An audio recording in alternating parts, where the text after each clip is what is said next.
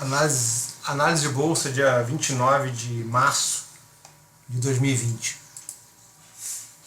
Estamos no meio da pandemia, né, do coronavírus, e eu já falava que no outro vídeo, sempre falei que a bolsa não cai por causa de vírus, né? A bolsa cai porque galera que não tem a mínima noção do que está fazendo entra na bolsa, era recorde de CPF, né? Na bolsa de pessoas físicas, renda fixa não dando nada, aí o cara vai para o risco, né? Porque a desculpa é a mesma sempre, né? Renda fixa não está dando nada, aí o cara põe na bolsa para perder 30%, ou até mais. E isso é que leva a bolsa a cair, né? Quem é que estava vendido? Os estrangeiros, né?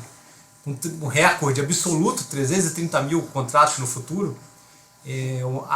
O recorde antes era 180, quer dizer, os caras dobraram o recorde, um troço absurdo. Eu falava em um dos vídeos, né, lá em dezembro não, lá em agosto, outubro, que era uma posição que, se você olhasse só essa ferramenta, era uma catástrofe que estava vindo. Aí, a catástrofe. Aí você tem muita gente já falando que as empresas estavam caras nos Estados Unidos, né, totalmente fora do preço certo. O Buffett, né, o Warren Buffett, estava com 40% do fundo dele, sem aproveitar a alta, né, o pessoal reclamando, o cara com caixa, né, quer dizer, dá para perceber que não é por causa do vírus, né. Antes do vírus já tinha muita gente mostrando, né, que estava errado o preço, que é o que o mercado sempre faz, né, ele exagera e depois ele corrige. Então vamos para o cenário, como eu não gosto de fazer essas análises, né, fundamentalistas, que erram bastante o time, né, vamos para a análise do gráfico, né, e de futuro, né, que eu falo. Não adianta você analisar o presente. Então, uma das possibilidades é a gente copiar do 1929, né, que seria uma catástrofe. Aqui é o zoom, tá? Só que esse zoom ele não tem essa parte vermelha, tá vendo? É muito parecido. Eu tinha falado no meu outro vídeo que eu não acreditava em 1929, mas eu retiro o que eu disse, porque é muito parecido. A diferença é que aqui a gente caiu 50% do que estava no preço, aqui a gente caiu 36%.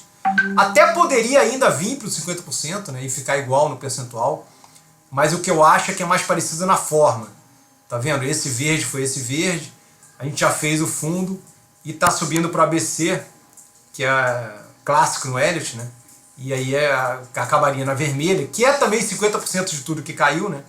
E aí você cairia lentamente, não tão lentamente, mas mais devagar, né, durante 2 anos. E vai aqui, ó, 1933 culminaria com, tá vendo, aqui 1930 é igual ao 2020, né? E 1933 seria o 2023, que eu já falo há séculos, né? Depois vocês vão ver ele aqui. E a outra possibilidade, né, que é a minha favorita, né, você vai ver que tem alguns analistas falando dessa e alguns analistas falando de 1929. Analistas que acertaram quase exatamente no topo, né? Alguns até cravaram o topo. E isso não importa muito, mas acertaram a queda, né? Que é o principal. Então a gente estaria copiando 2016 ainda, tá vendo? Porque era um fractal que eu já falava, que ele ia muito mais do que ele devia, tá vendo? Aqui ele é lateral em 2016, aqui ele subiu. Ele já fazia isso. Aqui ele fez a mesma coisa, ele subiu muito mais do que ele devia, mas olha o que acontece, ele vem corrigir, né? Essa roxa aqui de agora caiu muito mais do que essa roxa. Por quê? Porque aqui ele tinha subido menos, aqui ele tinha subido mais, então na hora da queda ele corrige e vem aonde ele deveria, né, em relação aos tamanhos. E aonde ele deveria era o quê? Olha lá, laranja era muito próximo da roxa, não perdia, mas era muito próximo. Aqui o que aconteceu? Perdeu por pouco. Mas em seguida já volta, tá vendo? Ó, então o que a gente estaria fazendo é isso aqui, e aí faria verde. Faria verde. Aí o que vem depois, fica a dúvida se realmente a gente já faz no fundo, ou se já faz isso tudo. Mas, de qualquer maneira, é um fundo para fazer uma alta lá, o que eu estou acreditando é até 2022, né? Aqui até passa, mas aí depois a gente tem que ir fazendo a análise mais próxima. E aí se você vem para o Ibov, né, olha lá, tá vendo? Entre 116 e 120 era a projeção, a minha, né, por causa desse desenho, né, E aí você cairia ali para... A minha projeção era entre 85 e 75, tá? Mas o meu favorito era 85, então eu botei 85, que é essa queda das duas roxas, tá vendo? É muito parecido. Isso é uma queda reta também. Claro que aqui a gente passou muito, né? A gente foi lá perto do... Lá perto não, a gente foi no 61, né? Então no tamanho a gente passou bastante. Mas no tempo a gente está muito igual ainda. Por quê? Porque aqui é 2006 e no tempo, se você pegar lá de 2002 até 2006, é 2016 até 2020. E aqui é junho, tá? Esse fundo aqui é junho, esse fundo é agosto. Então, até agosto, se a gente estiver ainda perto desse 85, esse desenho continua com muita chance, né? E é o que está acontecendo. A gente acabou de ir no 77, 78, né? Depois caiu, agora a gente está no 73, mas a gente chega perto ali do 85, então não tem nada que impeça, mesmo que a gente volte, mesmo que essa segunda roxa aqui perca a roxa, que é o que eu acho que vai acontecer, não tem problema nenhum, no tempo ainda daria tempo de ir lá no 155, 170, 2022 para cair. Aí as pessoas falam, Cláudio, você está maluco, está tudo cagado, a economia no mundo está cagada por causa do coronavírus. Senhores, para mim isso é mais um motivo para fazer isso. Por quê? Porque faz sempre o inimaginável, né? Ninguém imaginava que ia cair tanto e ia cair tão reto. Aí aparece, mesmo com o vírus, tá? O vírus apareceu em novembro na China e o S&P só fez topo em fevereiro. A bolsa continuou a subir. A nossa fez um topo em ali dezembro ou janeiro, nem sei, nem interessa, mas ela ficou lateral. Ela ficou lateral por um bom tempo e só depois que caiu. Aí você pode falar, mas ninguém imaginava que o vírus... Senhores, todo mundo sabia que o vírus ia chegar, todo mundo sabia que... Quer dizer, todo mundo não, mas muita gente já previa que a mesma coisa que aconteceu com a China ia acontecer no Brasil, ou ia acontecer no mundo todo, e mesmo assim a bolsa continuava subindo no S&P e no Bovespa estava lateral. Então, para mim, de novo, com vírus ou sem vírus, o mercado não muda, né? Podem me chamar de maluco, mas o histórico do mercado prova isso o tempo inteiro. Aliás, até não botei aqui, mas vou dar um exemplo, tá? É até interessante que você percebe exatamente o que a notícia faz com o mercado. Tá vendo isso aqui, ó? Vou até, porque às vezes o cursor some, vou até mostrar no... É bem interessante. Vale a pena a gente perder um tempo aqui, ó. Amarela. Tá vendo essa amarela aqui? Foi o Temer. Tá? E essa figura do Temer estava subindo ainda. Eu já tinha desenhado um topo ali no 69.500, 70.500, para cair para 57.500. Tá? Ia levar um mês e meio. Olha o que o mercado fez em um dia. Adivinha onde foi a mínima? 57.500. E logo em seguida o que ele fez? No mesmo dia ele subiu forte, voltou para onde estava e foi embora para cima. Tá? O que a notícia do Temer influenciou no mercado? Só no tempo. Percebe? No tempo que caiu. Era para cair um mês e meio e caiu em um dia. Então, o que a notícia afeta?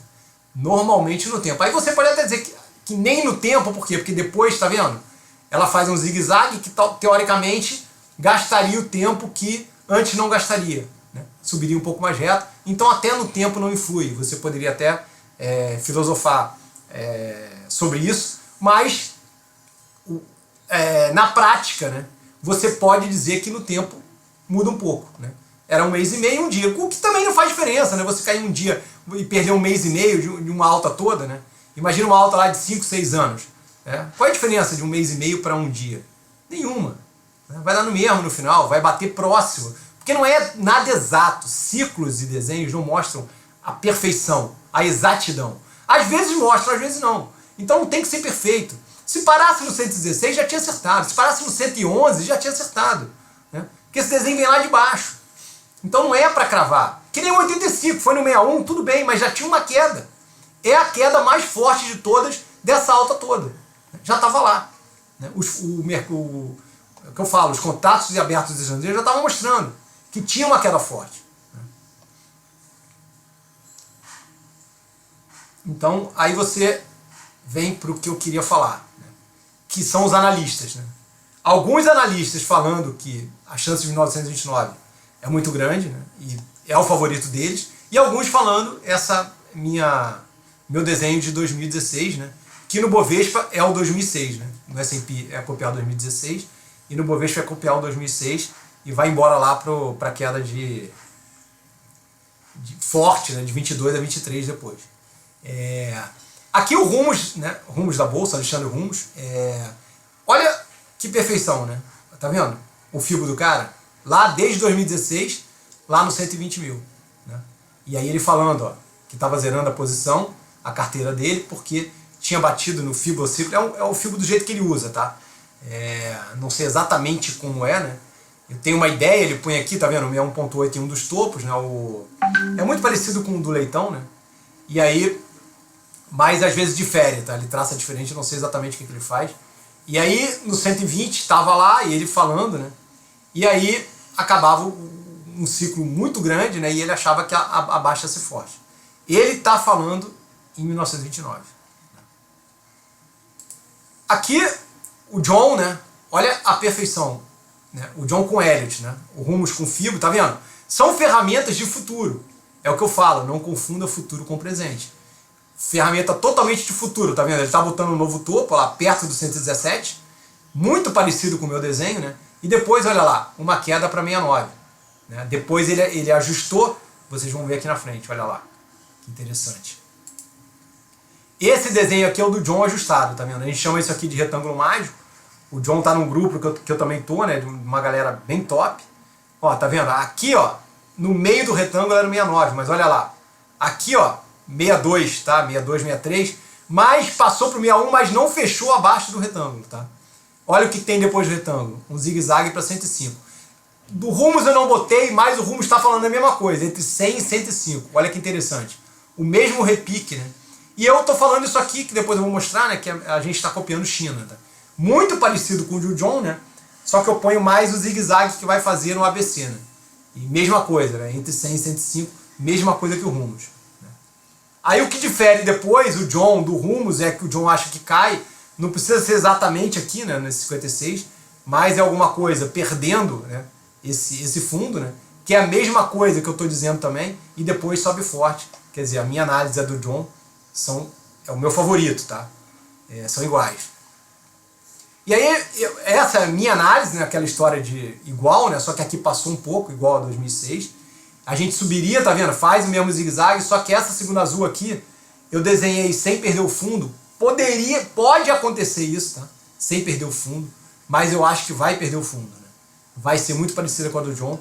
Depois a gente subiria fortíssimo para 2022, lá perto de 150, podendo até passar 175, né, como eu tinha desenhado, e depois cai fortíssimo de novo, né, e que para mim vai ser pior do que agora, né? Não vai ter vírus, não sei o que vai ser, e a gente vai lá para perto, pode até passar de 60, pode vir para um 40, né, eu não sei porquê, não me interessa. É o que diz o desenho, tá vendo? É a queda de 2008, só que aqui tá tudo 3 vezes maior. Então 44 vezes 3 daria 120, 132 mil. Né? 132 mil, se você for lá a uns 160, 170, vai lá para 40. Né? Claro, não é obrigado também a cair exatamente 3 vezes, mas... não, 2008 eu ia falar que é mais cadenciado, mas não é não. Né? São 6 meses que caiu em 2008, então aqui cairia em 6 meses, 3 vezes mais. Né? Porque no tempo é tudo muito parecido, é 3 vezes maior, mas no tempo continua copiando, né? Essa alta de 2002 a 2008, são 6 anos, então você pega 2016 mais 6, daria 2022. Então é um fractal maravilhoso, não interessa que caiu mais, quer dizer, até interessa, né? O ideal era não ter caído tão forte, mas você pode imaginar que a contribuição do coronavírus no tamanho é aqui, ó, ali entre 85 e 75 para os 60. Então poderiam ser 25 mil ou 15 mil a mais. Mas, de novo, na hora da volta, né, você meio que compensa e não sai muito, não vai muito longe desse 85, 86. Por isso que eu cogitei a gente não perder o fundo nessa segunda queda. Né? Mas, como eu estou imaginando muito mais no curto, né, a cópia da China que eu vou mostrar agora, eu acho que a chance maior é de perder o fundo, que é aquela história do John. De qualquer maneira, é um fractal maravilhoso, né? Roxa é o detalhe do detalhe acertando, né? A forma, né? São dois topos na roxa embolados, olha, dois embolados e uma queda forte, e reta, dois embolados e uma queda forte e reta. O que acontece depois da queda forte e reta? Uma alta reta, uma alta reta. E a gente estaria aqui, no tempo, tá? Aqui caiu um pouco mais de novo. Não era o ideal, mas eu continuo acreditando. E aí você vem para o Caldas, né? O Caldas é isso aqui, né, que ele está achando. Sempre foi, né? Isso é um desenho que eu fiz. E ali poderia ser entre 2017 e 2018 o topo, que a gente, 2019 a gente passou muito pouco, né? Então, e aí vem a queda para 2023 e 2024. É o que o Caldas fala. O que o Caldas fala é muito parecido com 1929. Tá? Ele fala o Bovespa vinha a $2.000. Com o dólar a 15, 16, o nominal iria a 30, né? 30 mil. Então, é mais ou menos isso que o Caldas fala. E aí você vem aqui, ó. Aí você vem Rattenband. Eu não botei exatamente o que o Rattenband falava, né? Porque ele não bota os gráficos, é mais papo, né? Mas ele tem um indicador lá de camadas que é maravilhoso, né? Eu nunca vi ele errar, né? Tudo que ele falou no dólar acontecia, né? Até o vai e volta do dólar, né? Ele acertou o time, né? A bolsa ele falava que estava cara, ele falava que as camadas iam se sobrepor perto de janeiro, fevereiro, né? Ele, fazendo vídeos em novembro, dezembro, ele falava que vinha queda forte e ele fala que essa crise tem coisas parecidas com 2008, tem coisas parecidas com 2000 e tem coisas parecidas com 1929. Né? Então, para ele, pareceram... Ele não falou exatamente que vai ser 1929, mas o que ele acha é que tem um repique, mesma coisa, né? Que todo mundo, né? Tem um repique e depois vem aquela história de cair mais devagar e sempre, né? Que foi o que aconteceu em 1929. O Caldas usa Elliott, tá vendo como eu ponho as ferramentas? São ferramentas de futuro. O Rumo usa o fio. Esses três estão dizendo que a chance é muito mais parecida com 1929, né? Do que para acontecer agora com a S&P e com o Bovespa. Eu, né, Cláudio, através de fractais e ciclos, acho que não é mais parecido com aquela história de novo, 2016 o S&P e 2006 o Bovespa. O John acha a mesma coisa que eu, por Elliott. Tá vendo? O Caldas por Elliott e o John por Elliott. Aquilo que eu falo, né? Que é um erro que muitas pessoas criticam que Elliott, se você botar numa sala, em salas diferentes, né? Os 4 melhores analistas de Elliott. Cada um vai sair com uma contagem, cada um vai dizer uma coisa. Tudo bem, mas isso, para mim, isso é uma crítica infundada. Por quê? Porque a ferramenta, quando é uma ferramenta de futuro, para mim a ferramenta é uma união de analista com a ferramenta. Tá vendo? Tudo que é futuro, o Cláudio com fractais vai olhar uma coisa, o Caldas pode olhar outra. Então você tem que juntar Cláudio mais fractal e chamar isso de uma ferramenta. Então John mais Elliott é uma ferramenta.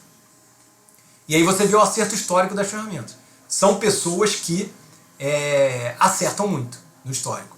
Então, e Larry Williams, né, que é considerado não é para mim, né, ele é o melhor trader da história documentado. O que eu quero dizer com isso? Senhores, muita gente fala de Gunn, que é, né, lá de 1900. Muita gente fala do Jesse Livermore. Só que, assim, o Jesse Livermore até acabou pobre, né, mas ele era do tamanho de bancos operando, né? Então ele ganhou fortunas e perdeu fortunas, né? O Gunn tinha um avião particular, então ganhou fortunas. Só que o que acontece? Essa galera, ou até o nego fala do John Paul Tudor, né? Ou fala do Soros, né? Que dão tacadas gigantescas, né?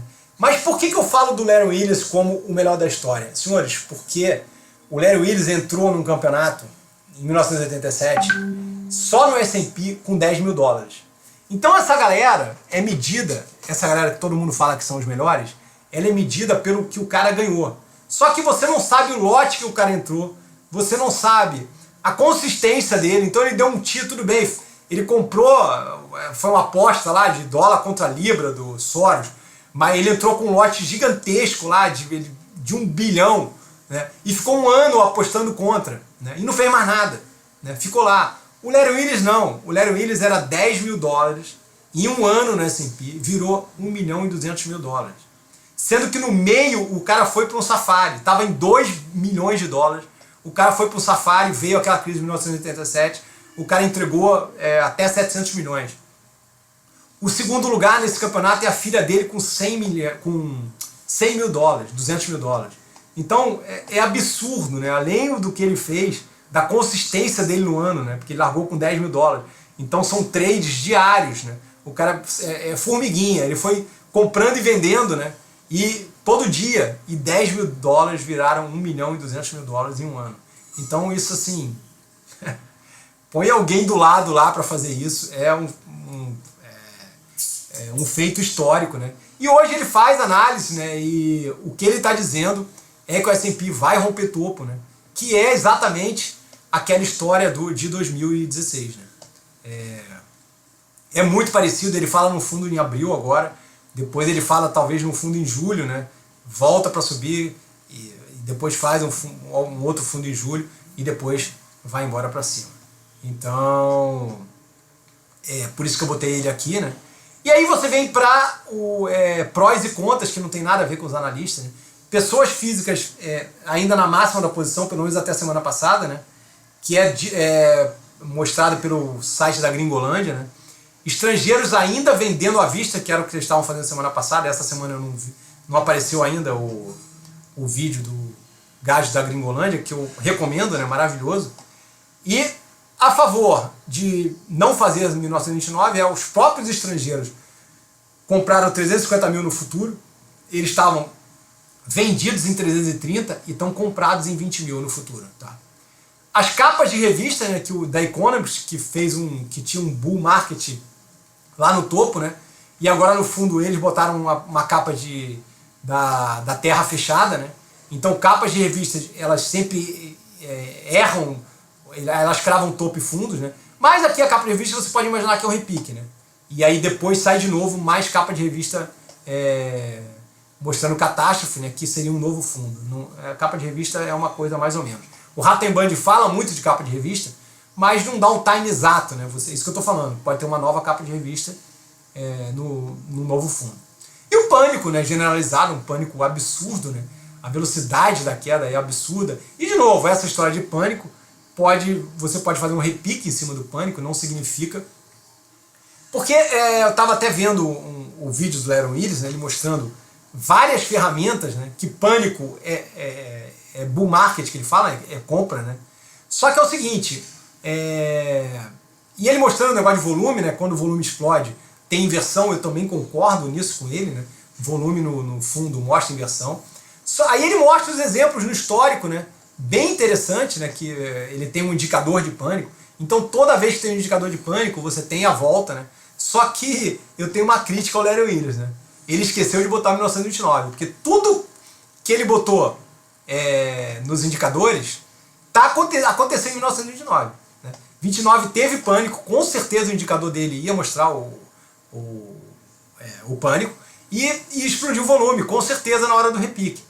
Então a dúvida continua. Por quê? Ele não botou 1929 na parada. Por quê? 1929 é uma exceção. Eu nem sei se o indicador dele pega 1929, né? Se tinha volume, qual é a história. Né? Ele não considerou 1929, que é óbvio que é uma exceção absurda. Então, deu no mesmo, né? Porque a nossa dúvida é 1929. Ou o resto, né? Ele eliminou 1929 da parada. Né? Então, ainda fica a dúvida. E aí você vem. Eu até botei 3 possibilidades, tá? Mas 2008 é muito parecido com 1929, tá? Claro, 2008 você cairia menos tempo, né? E menos em tamanho também. Mas não muda muito, né? Porque é mais cadenciado, né? E mais lento aquela história, né? E vai para depressão, né? Claro, 2008 também não foi para depressão, né? Total, e 1909 foi. Então, mas a figura, você percebe, ó, tá vendo? 2008, a queda foi muito mais lenta, né? Até aqui, né? Até aqui, né? Que é a hora do repique. Né? Até aqui é muito parecido, né? Porque aqui também tem o repique, tá vendo? Isso é bem interessante, né? Por isso que eu botei aqui, ó, tá vendo? O repique de 1909 igual a 2015, que é também igual ao de 2008, né? Porque o 2008 faz tudo isso aqui e depois segue no azul. Mas a queda, né, é muito mais reta aqui. Então é mais parecido com 1929. Então você pode eliminar 2008, ficar ali com 2015, né? E a diferença de 2015 para 1929 é nessa seta, não é nem na seta roxa, tá? Porque 1929 também tem uma paradinha aqui, uma volta, né? É impressionante isso, né? Então a diferença seria aqui, ó, tá? A seta roxa seria aqui. Oh, perdão, não é na preta, né?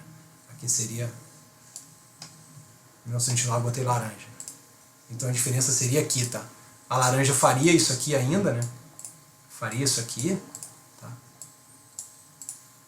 E iria até aqui assim, né? Uma volta aqui perto do fundo, e depois embicaria.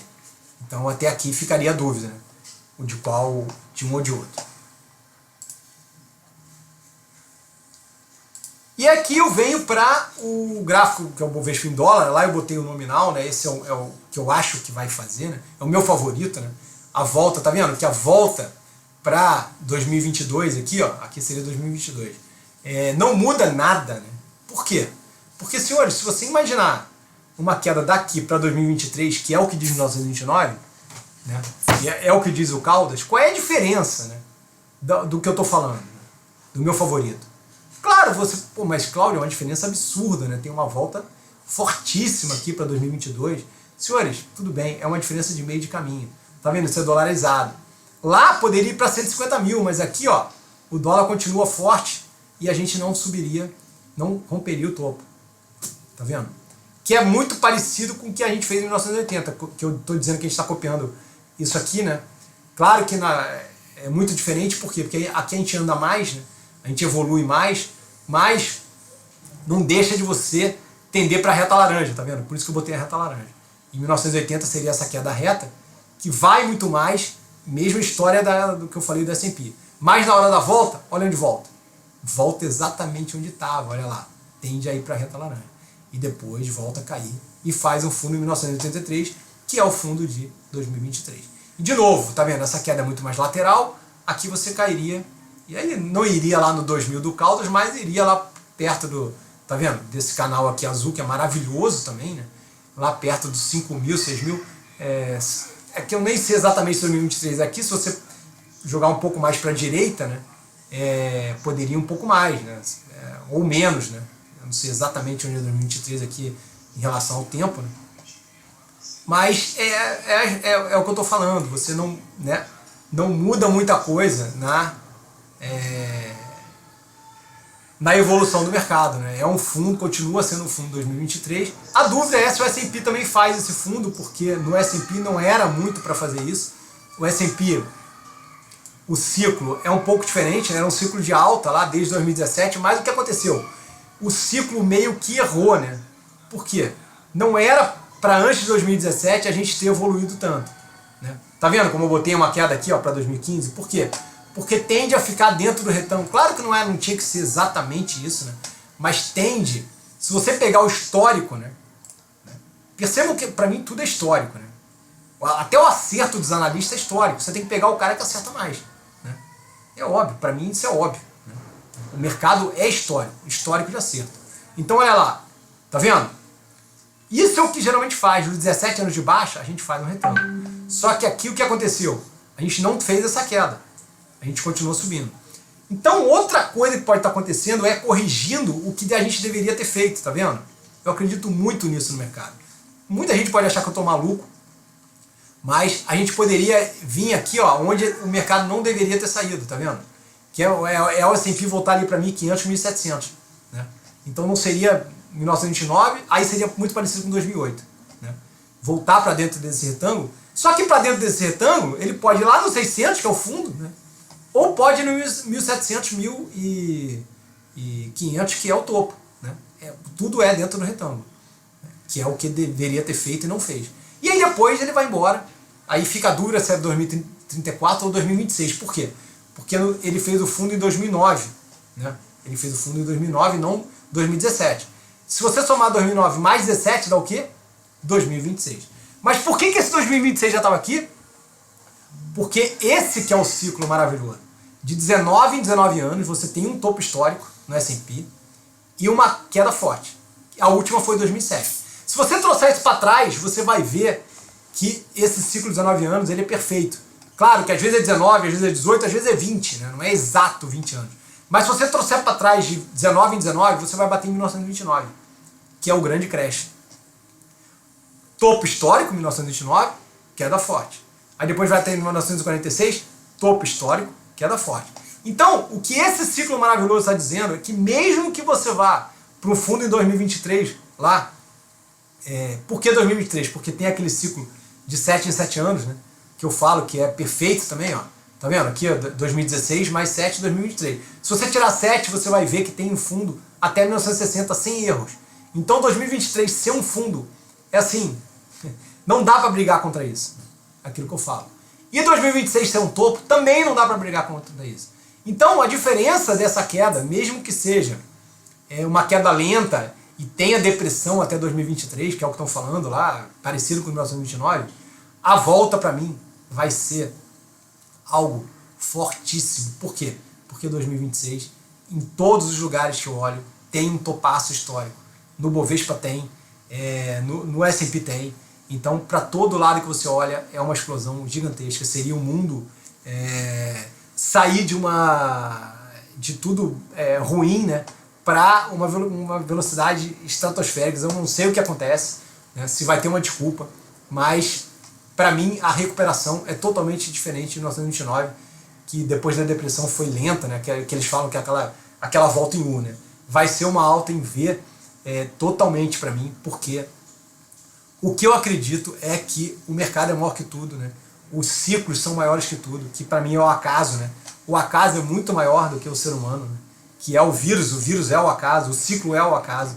Então vai para mim, claro que não tem que acontecer, tanto que o ciclo S&P errou, né? O 2017 partiu em 2009, não era para partir em 2009, era para partir em 2017. Mas até 2009 estava fazendo um ciclo de baixa, que era o topo do 17 de alta, era no 2000. Então estava perfeito. E acertou 9 anos e meio. E mesmo assim, se você imaginar até 2015, a gente ainda estava dentro daquele retângulo. Então, assim, o ciclo pode não ser... E 2015 caiu. Quer dizer, em 2016 tem o fundo, que é próximo de 2017, que era perto do retângulo. E dali a gente foi embora. Então, o ciclo ainda continua, né? Pode não estar perfeito, mas ainda continua certo. Então, eu continuo acreditando, mesmo que caia, estou falando, para 2023, para mim é oportunidade de compra. Não, quer dizer, que vai cair para 2023, para mim, é obrigado, né? Está em todos os cenários, mesmo que volte aqui para 2022, a gente vai ter o fundo de 2023, eu não sei se ele é tão aqui embaixo, mas é algum fundo muito importante, né? E aí aquela alta fortíssima para 2026, para mim é isso que vai fazer, é o que eu acredito, e não tem como mudar isso, né? E a mesma coisa aqui, vai fazer um topo histórico em 2026 e vai cair, não sei qual é o milagre que acontece em 2023 ou 2024 para o negócio subir reto, mas para mim é o que eu acredito, né? Eu não acredito que vírus derrube bolsa, eu não acredito que o Fed injetando faz a bolsa subir. O que eu acredito são nos ciclos e nos desenhos. Então é isso, né? Queria botar o que os analistas falam, que é algo muito interessante. Por quê? Porque a gente está num momento muito dividido, né? Vocês percebem que esses 6 analistas, né, estavam dizendo a mesma coisa quando estava perto do 120, né? E lá o S&P perto lá do 3.400, né? Todo mundo estava em linha, né? O Warren Buffett. Agora está dividido, né? O Warren Buffett começa a falar que está barato, o cara tem 40. Aí vai, é isso que eu queria falar também. Muita gente fala, mas Cláudio, aí vem com essa análise, né, de fundamentalista, mas tem um vírus, a economia está parada, as empresas estão paradas, né? E aí não tem dinheiro, então a análise lógica, né, é o quê? É que não tem como voltar a subir, né? Não tem como ser 2016, vai ser 1929. Mas, senhores, pelo histórico, quando você faz esse tipo de análise, sempre dá em erro, né? Claro que você tem 50% de chance de acertar, né? Continuar caindo ou inverter e subir, né?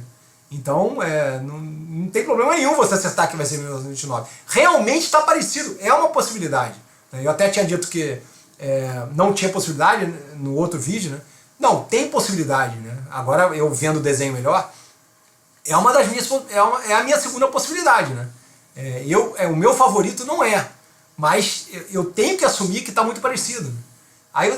Mas para mim não interessa se a economia, né, se as empresas estão paradas por causa do vírus, porque isso é uma análise fundamentalista que não dá certo, né?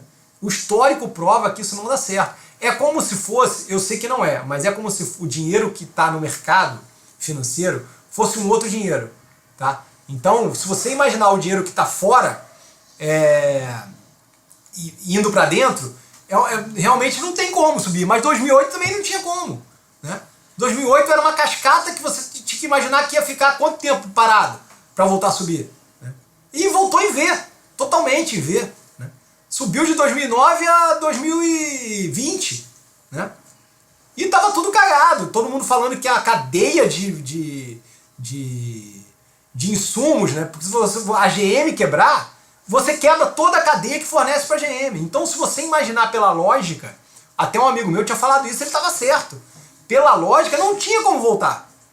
E não só volta, como volta reto, né? Não só o mercado, como a economia, né? A economia segue o mercado. Então, para mim, é totalmente... Aí você tem que imaginar o quê? Os estrangeiros estavam vendendo em 330 mil contratos, né? A Gringolândia tem lá quanto eles ganharam fortuna, né? Ele tem um histórico do ganho desde 2002. Não tem ganho nem perto do que eles ganharam na semana, né, que o negócio desabou. Em uma das semanas. O troço foi para bilhão, né? Em uma semana. Nunca tinha tido esse ganho. O que eles vão fazer com esse bilhão que eles ganharam? Porque todo mundo fala, né? A Bolsa perdeu trilhões. Tudo bem, mas isso, não é que a Bolsa perdeu trilhões. O trilhão mudou mudou de mão. Saiu do mão fraca para mão forte, que são eles. O que o mão forte faz agora com esses 100 bilhões que eles ganharam na venda? Né? Então, é o que eu falo, né? Você ficar imaginando bolsa pro que está acontecendo no presente, você vai errar. Não tem como. É erro certo. Agora, de novo, né? Tem muito analista que acertou tudo, dizendo que vai ser 1929, e tem desenho para isso, e tem analista que acertou tudo e está dizendo que não vai ser 1929. Né? Então, eu botei ali a diferença dos dois, e aí cada um que faça o seu julgamento, ou espere, né, a decisão lá. Claro, se chegar lá no ponto, lá, agosto, setembro, e o mercado estiver subindo, estiver rompendo tudo, você vai saber que não é 1929 e a gente está naquele... Né? Então o preço do mercado vai te mostrar qual dos dois ele escolheu. Né? Então, e claro, né, isso é uma análise minha de futuro, né, e dos outros também, que pode errar. Né? Mas historicamente é uma galera que acerta. Né? O que é até preocupante, né? Porque você tem 3 que acertam muito, dizendo que pode ser 1929, é bem preocupante.